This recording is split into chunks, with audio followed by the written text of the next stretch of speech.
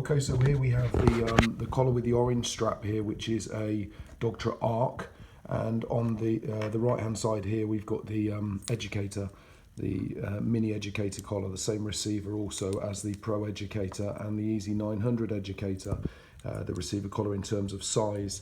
So all I want to do is show what the ARC is like in comparison to educator collar, which is also similar to the sort of size of a Dogtra IQ, Dogtra 620. Those sort of collars are similar in size to this one here, the receivers.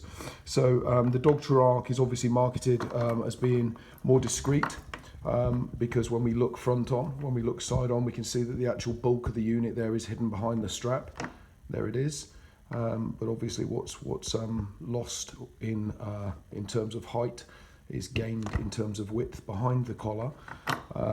The educator receiver there, you can see that the collar obviously, albeit very small, sits above and below the actual collar strap. So the two side by side, the difference side by side is that we get this, okay, in terms of what you see behind the actual strap. So there is quite a considerable difference in terms of front on view. But just to be aware that there is also a difference, if I put these two collars up over here, there is also a difference when you see both of them side by side in terms of width of the two collars there. Do you see? The ARC is actually considerably longer than the educator collar. But it's a personal preference thing really. For me, for any dog smaller than something like a Cocker Spaniel, the ARC is too big. The unit is too big.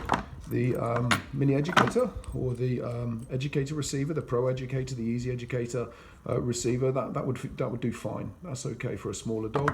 But really anything upwards, so we're talking Springer Spaniel, Labrador size upwards, then the Dogtra ARC would be a decent size collar for that, you know, good enough collar for that. Obviously the contact points can be removed and reduced with smaller or replaced with smaller ones, or you can opt to go for a comfort pad option to bridge those instead, to just reduce the actual depth of the collar. And there we go. So that's what we've got in terms of size. So you've got a pretty good idea as to what those collars look like in comparison to one another. Okay.